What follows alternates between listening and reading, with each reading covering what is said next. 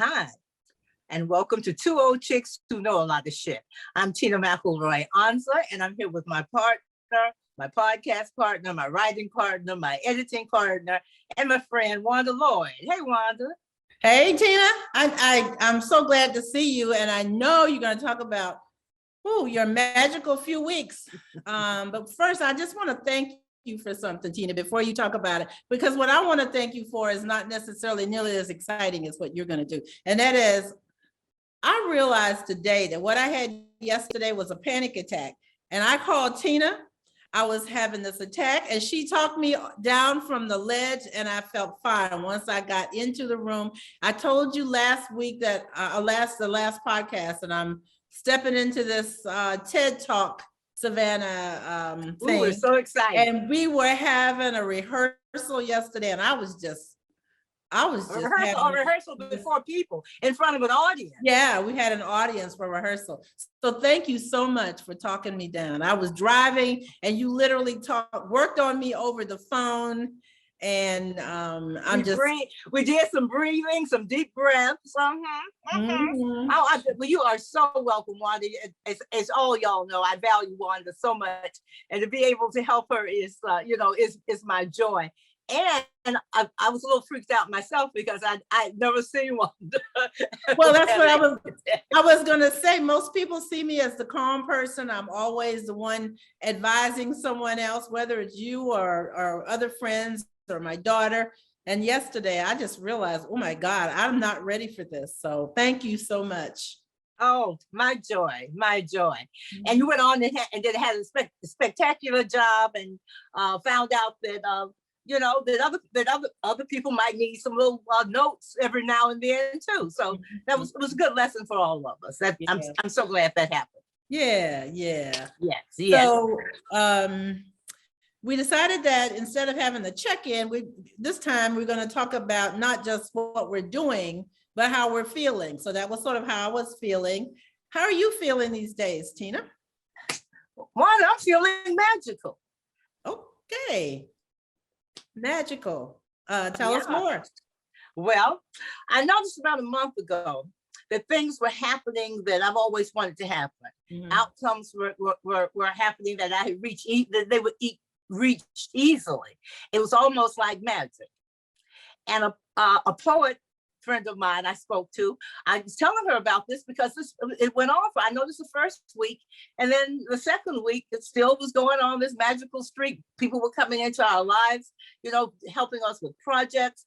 Friends were coming in. We were able to, have spent some time with friends at lunch and that. And things were just going along fine. And so a friend of mine, a poet, asked me, well, what do you think this is about? And I know I hadn't really explored it, because you know how you don't want to explore something, you don't want to sort of shake rock the boat. So I hadn't really thought a little about it, but the more I thought about it, I realized it was a great deal about how I was thinking. Okay. I look at readings and YouTubes about, not asking, about asking for what you want, and just inspirational things. I have my own special ones, and we've talked about before. But I was also thinking, what we want and what we want the outcome to be. Because we all want what we want. Yeah. So how do you make that happen? Yeah. Outcome to be. Yeah. Exactly.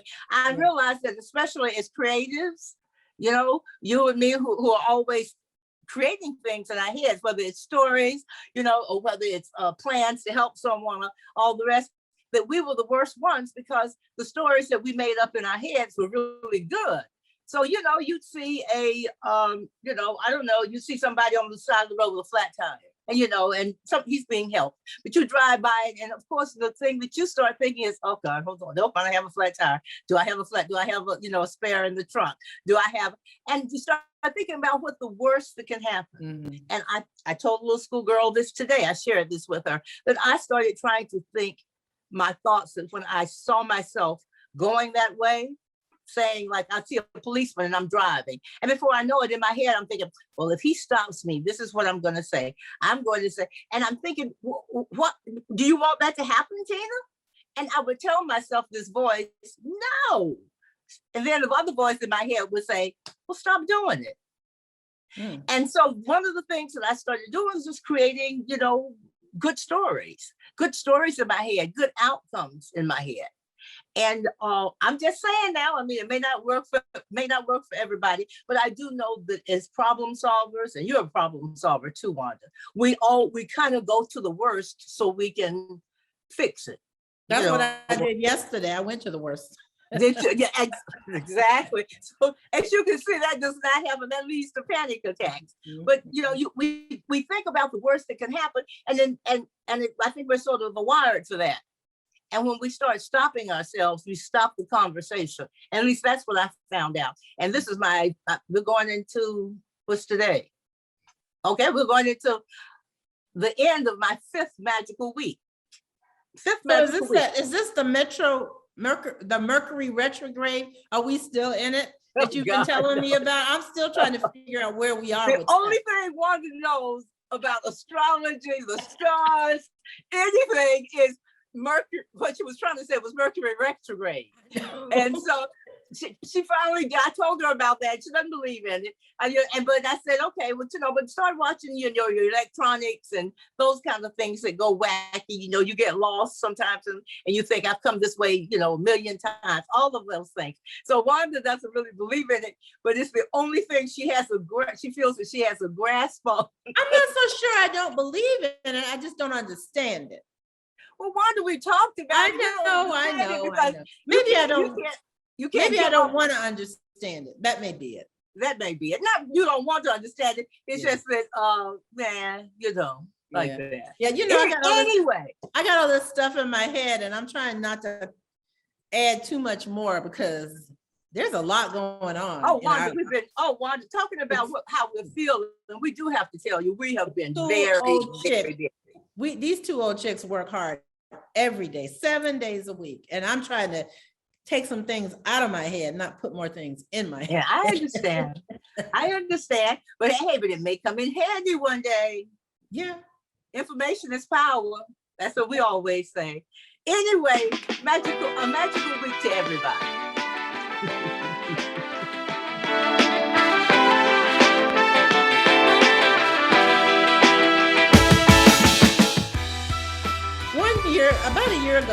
Exactly a year ago, President Biden signed into law the first federal holiday for Juneteenth, and to be celebrated. Yay, Juneteenth, to be celebrated around the 19th, because officially June 19th is the holiday, but it feels like we're celebrating the whole month of June. So this is the holiday that commemorates the emancipation of the enslaved African Americans, but it's also in Texas. In Texas. It was years later. Yeah, I'm getting there. So people all over the country, all over throughout the colonies where slavery was previously legal, got the word in 1863. But it didn't get to Texas until 1865. So, I'm sure the good plantation owners in Texas were like, we're not going to tell our slaves what's going on. That's definitely keep it on the down low. We have a guest who can answer those questions for us. Absolutely. So I'm really excited about our guest tonight because she is someone who has studied, history. She's Dr. Christina, I want to let's just say welcome Dr. Christina Davis, who teaches history and African-American studies at Savannah State. She's my former colleague at Savannah State, and I'm just so pleased that she's joining us. So let me tell you just a little bit about her. She's an assistant professor and program coordinator of Africana Studies in the Department of Social and Behavioral Sciences. Ooh, that's a lot to say. She's an HBCU person. She got her MBA and master's at Florida at FAMU, Florida A&M University, and she completed her PhD at the University of Georgia. Since she came to Savannah State in 2012, which was just 1 year before I got there, she really has been striving to teach students the value of knowing their past to better understand the vast opportunities for future successes. So she is really helping to shape the minds of some African-American students at the HBCU Savannah State. So welcome to 2 Old Chicks. Thank you. I'm so honored to be here. Hi, Yeah. Christina. We're so pleased to have you. As we pointed out early before the show, that this is my second time meeting you. I am yeah. So it's good to see you again, and good to see you thriving. Thank you so much. Good. So growing up, I don't even know if I knew about Juneteenth, what, 50, 60 years ago, Tina.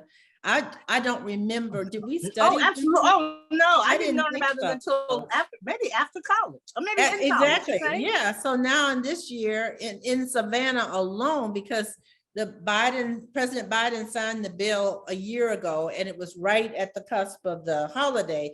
People didn't have time to get together and figure out how we're going to celebrate it. How all over the country, they've been celebrating it in Texas for decades. So hey, we didn't know who we were going to invite to the barbecue. Exactly. So now this year in Savannah alone, there are six or seven different places in the county that I live in that are having Juneteenth celebrations. I'm going to be actually presenting my book at one of them. I'm going to be volunteering when I'm not presenting the book. I'm going to be volunteering for AARP at that one too. So we have some questions for you, because this is kind of new to all of us, even though it's been going on for a while. So to get us started, can you just summarize briefly, just what is Juneteenth, and how did the name come about, and why should we be celebrating? Why should we bring out the barbecue in a few days? So Juneteenth is the date that Union General Gordon Granger came to Galveston, Texas, and read General Order Number 3. And in that order, it was just an announcement that slavery was ended and the enslaved people were actually free. Juneteenth was the date that it reached Texas, even though, as you all mentioned, the Emancipation Proclamation had been passed, 2 years before January 1st, 1863.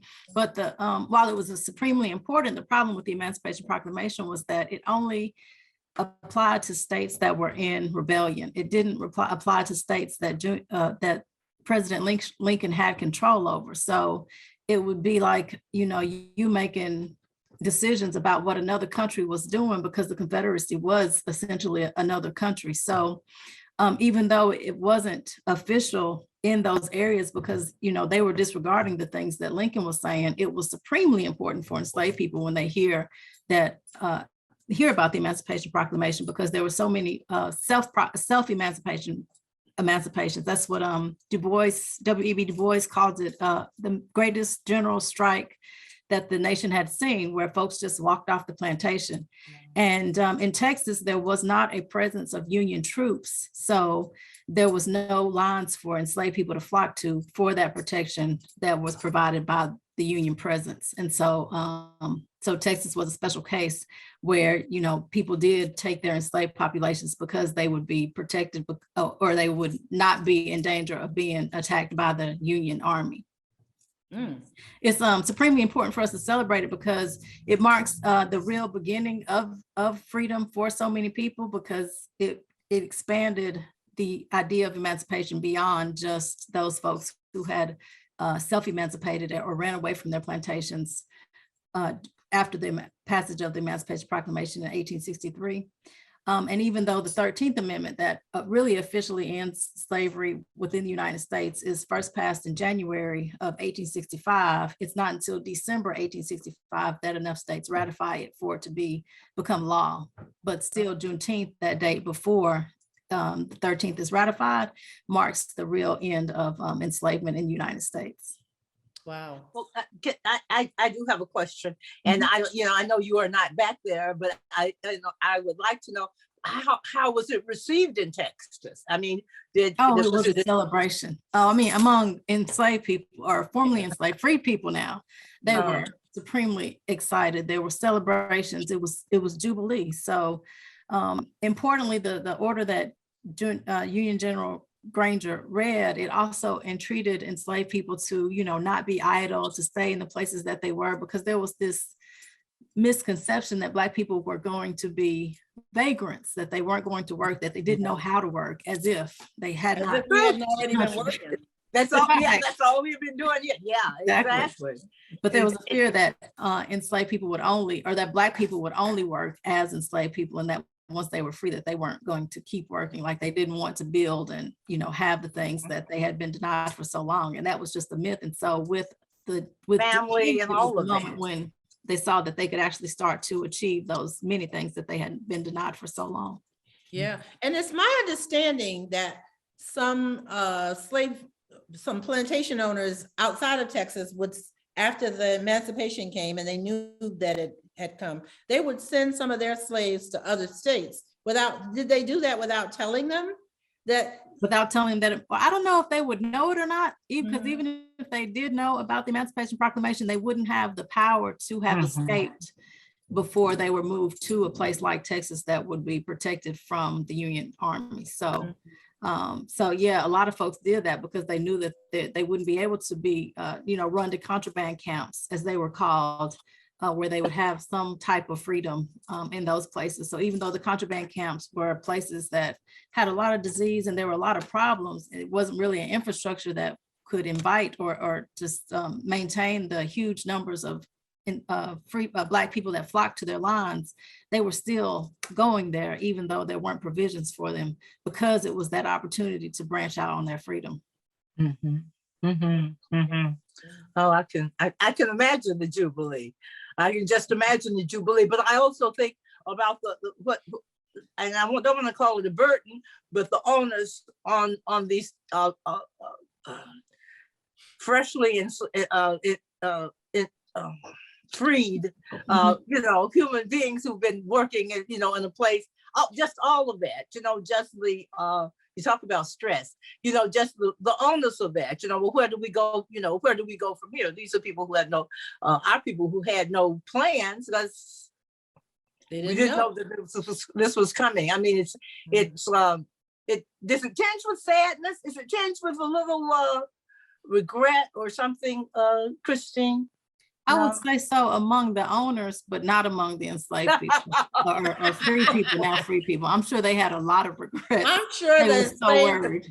I'm probably like, out of here, bye, see ya. No, a lot of people did do that. I didn't really mean it like that. I just meant I'll be honest. I've heard people say, well, Juneteenth is a celebration of Black people not knowing something for a long time, and that's how it's sort of been presented.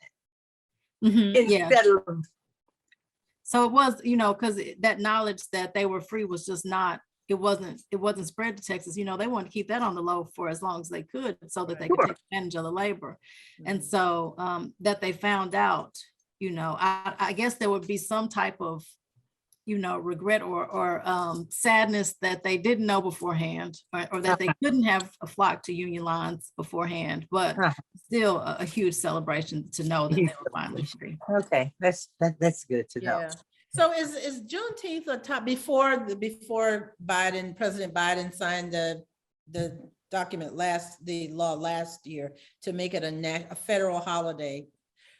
Is this something that you had been having conversations with your students about, and how surprised are they to learn about this? And just sort of what's the reaction of some young people that you interact with about? So you both mentioned that you didn't learn about it until college, and it's been the same experience for me. I didn't learn about Juneteenth until I was in college also. So I do try to introduce it into my classes when we talk about emancipation. So we start with the Emancipation Proclamation and how it was absolutely monumental, but also how it didn't apply to all enslaved people. So it didn't apply to the states that didn't secede from the Union. They were still enslaved, and then so we go from there, from the Emancipation Proclamation to the end of the Civil War in March of 1865, then to Juneteenth, when that announcement is made.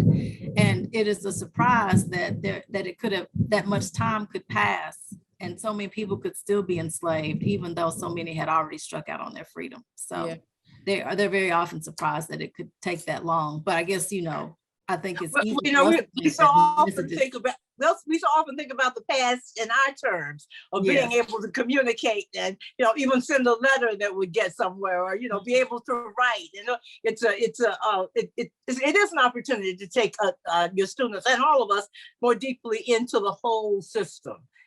From a human standpoint. From a human standpoint. Let me just say that for those who can hear the sound behind us, Christina and I are in the same city, and it is thundering like crazy because I heard it on your sound and I'm hearing it outside. So that's what's going on here.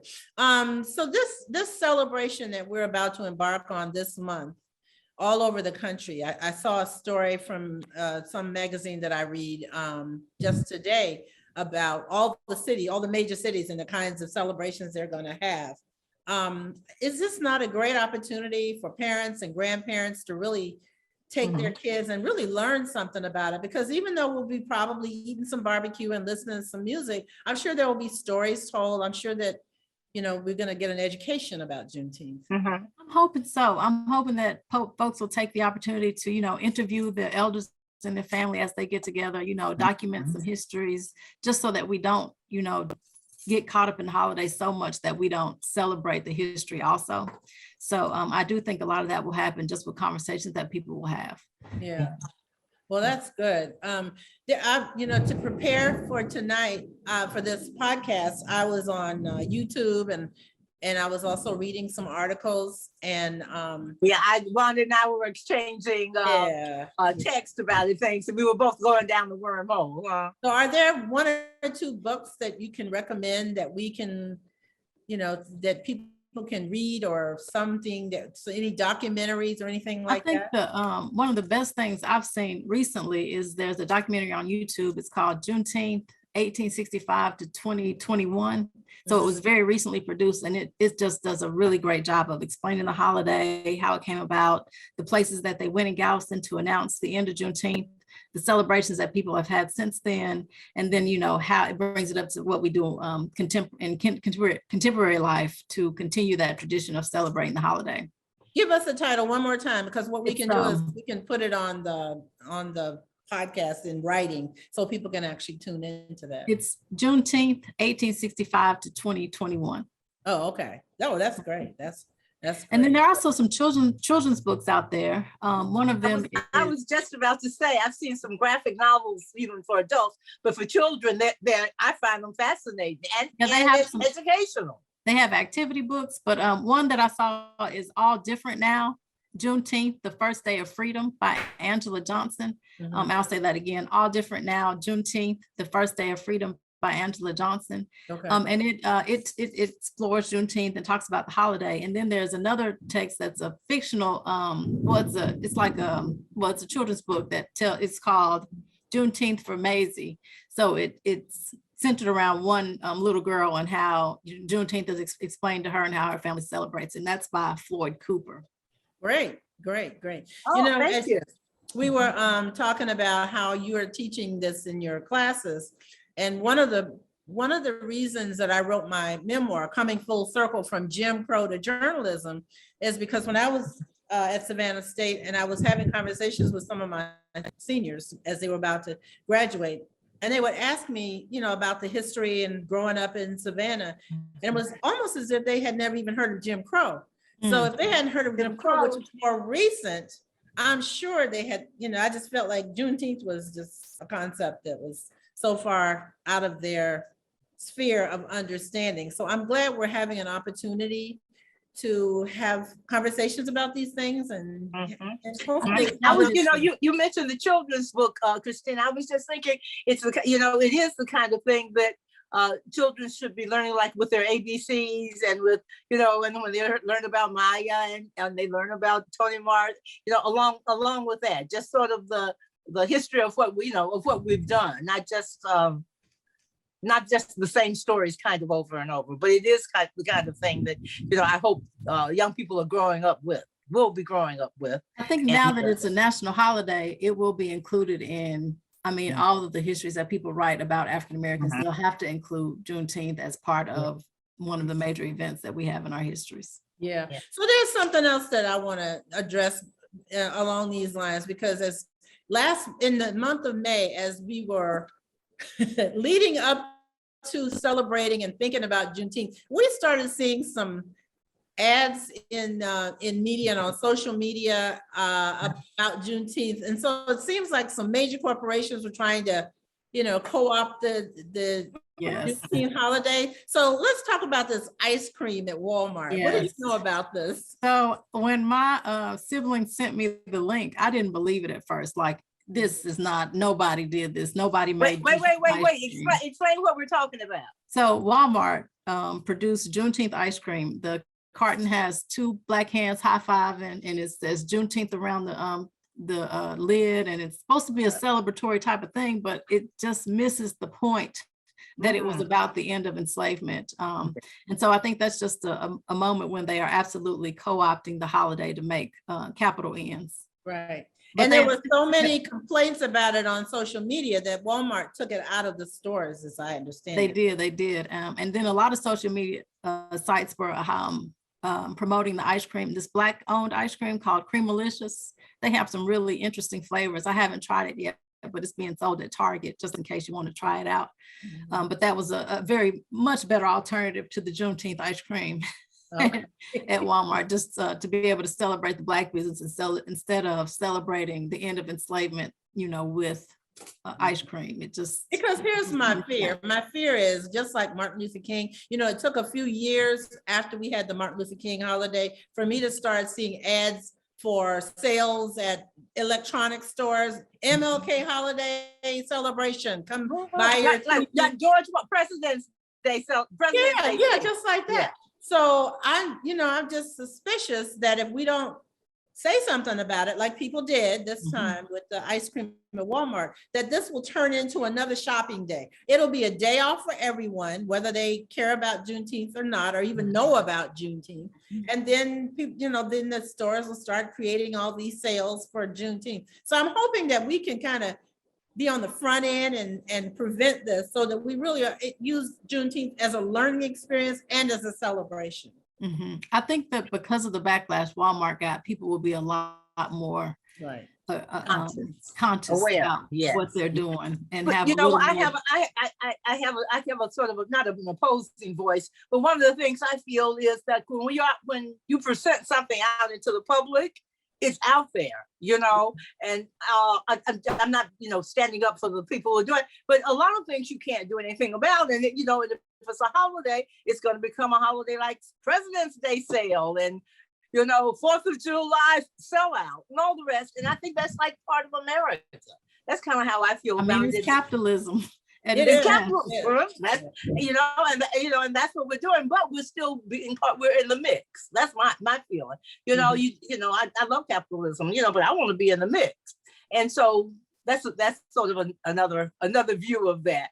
I feel good about seeing the Juneteenth sales. I really do. And I think there's a difference between that and the co-opting of Black culture. I think it's a co-opting of a day when you have the sale. It's a co-opting of Juneteenth, the holiday.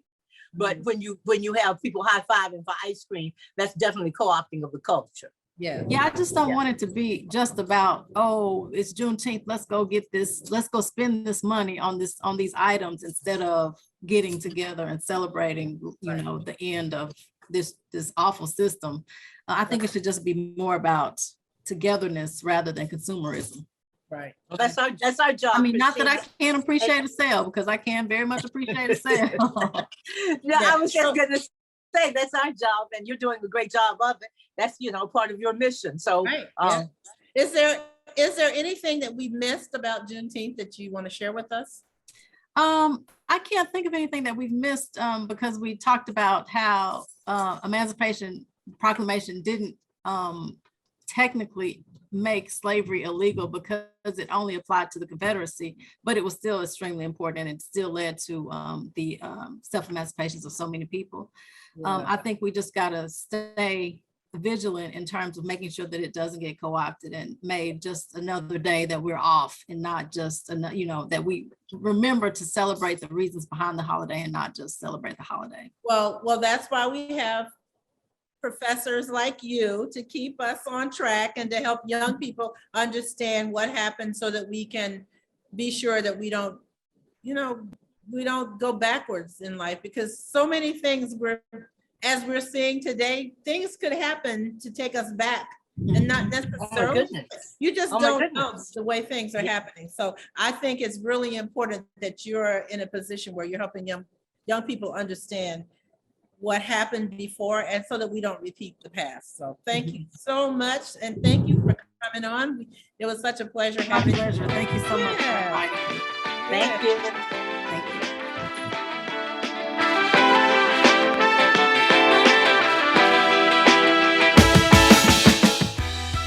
Hey, Tina, I think it's time for us to drop some wisdom. You go right ahead, ma'am.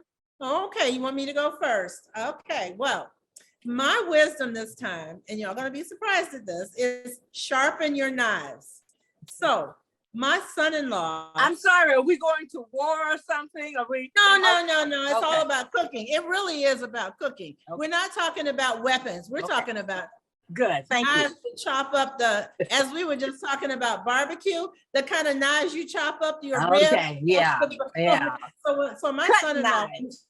when he comes to visit, he always cooks on the grill. And last time he came, he said, "Oh, your knives are dull. I think I'm gonna have to get you some new knives." And I'm thinking, what's wrong with my knives? I've had these knives longer than you've been alive. I love these knives. That was the problem right there. And so the next time I went into my neighborhood hardware store, I looked over in a corner and I saw this knife sharpening machine where you put a knife in and it's just like a laser. Yeah. So I said to the guy who works there, I said, I'm going to bring my knives. He told me it's like $6 or $7 per knife. It's not terribly expensive. And it's probably cheaper than a really good knife. So I wanted to do, so I took my knives in and the guy looked at my knives and he saw the wood and he was like, "Ooh, I don't know this brand. This must be an old knife." And that's when I said to him, "These knives are older than you are. So can they be sharpened?" Well, I will tell you, when I got those knives home, it made such a difference. I didn't know how dull my knives were. So that's my wisdom. I cut up oranges every day. I use my knives for that because I eat an orange. As you know, I eat an orange every day. I use it for cutting. As you know, now I'm a copycat, so now I eat an orange every day. Yeah. So sharpen, that's my wisdom. Sharpen your knives. And now my son-in-law is going to have to think of something else to give me for Christmas because I got sharp knives. You got sharp and when they get dull, and you have something to tell him, and you taught him something. Yeah. So that's my wisdom. So what about you? What's your? Well, that's a practical wisdom for you, But I want to say, have to be very careful with those sharp knives. Oh yeah, I'm being very careful. I know that I have to be careful. Yeah. They mean it when they say it's a sharper knife. Yeah, exactly. Yeah. So what about you? Well, my wisdom, it's a phrase that we've used here a few times before, and it's a dated expression. I know in this fast-paced world of catchphrases, but my wisdom is handle your business. Handle your business. Get things in order, as the Jan Van Zandt would say. Get in order. Get your business in order. And when I say your business, I always say it like business, business. I mean your personal business, your financial business, your business, your child's business, your family's business, your relationships business.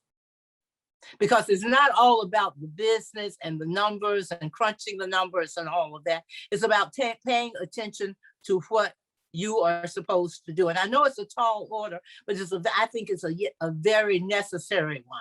And I sort of hate to do it because, I'm gonna have to, you have to learn everything you teach. So I know this week I'm going to have to learn handle your business, but I still think it's a good phrase and it's a good thing to keep in your mind. So, you always know that your life is about you, your choices, and it's about what you handle. Handle your business. If there's that person you need to get out your life, handle your business. Handle your business. If it's time for you to start to make a will, handle your business. It covers everything. I like that one. Good. Even though I'm gonna have to learn it again. Okay. So I thought you were going to call me out because you're always telling me that Wanda is the queen of handling her business. Well, you are, I was prepared. you're the poster child for handling your business. That is true. I did indeed learn a great deal of it from you. You see that it's rubbed off on me. Wanda's rubbed off on me. I was telling somebody today on the phone, I was describing Wanda, and I was saying not only is she usually the adult in my head, except for the other day when I had to be the adult in your head, your unsupervised head. But I have learned a great deal from you, and having your business is one of the things that is a hallmark of you and your work. Well, I have to share something with you. We haven't really talked about this. You know that I went to my high school class reunion the other day. Oh, that's right. Yeah. It's our 55th high school reunion. And our gift for each person was a copy of the last edition of our high school newspaper, the one where I was the editor. And so I was going through it and looking at page after page of all the stuff. And there was a page of bequeaths. We were bequeathing things to the junior class. Right, I got you. And so I bequeath something. It says Wanda Smalls bequeaths her leadership ability and her ability to do more than one thing at a time. Tina, does this sound familiar? So I guess I was handling my You business. have always been like that. Huh? I guess so. There you go. I didn't even know it. I did not know it. Didn't even know it. Oh, yeah. Handle your business, Wanda. Oh, God, that's funny. That's funny.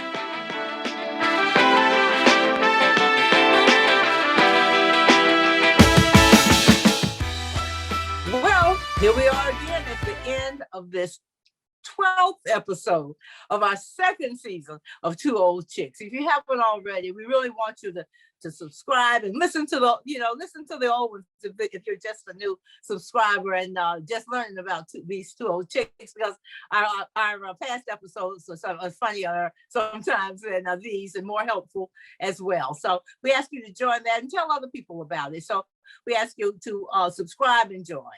Good. And before we let you go, we want to remind you that Tina and I co-edited the collective of essays, Meeting at the Table, African American Women Write on Race, Culture, and Community. She's looking for her book, but I have I can't believe it. I don't have one right That's here. okay. I have mine right here. So thank you. Yeah. Thank you. So there's one back there. And think about giving copies to folks who want to be informed allies. I guess that's the best way to put it. Wanda, I've had that experience twice recently through the Stacey Abrams for governor. Yay, Stacey for governor. Vote. Please vote. Then on the island, I met some new white friends and some that I hadn't seen in a while. And one of my new friends, she bought 7 copies of Meeting at the Table to share with her international group of friends. She has girlfriends all over the world, once in England, but most of them in the United States, but not here. And they meet every couple of weeks on Zoom, and then every year they meet in some place together. And they've been doing this. She's in her 70s, I guess. So they've been doing this forever. And she bought copies for all of them because she wants us. I gave her a copy. And so she wants to continue the discussion, and she wants to be met at the table. I was really impressed about that. I really was. Because that's just what we wanted to happen, isn't it? That's exactly right. So if you want to share, you can go online to downsouthpress.com and order your copy or copies of Meeting at the Table. So we hope you'll do that. Thank you so much. Well, this has been a great episode. We'll see you soon. Take care. Love and peace. Bye-bye, everybody. Love.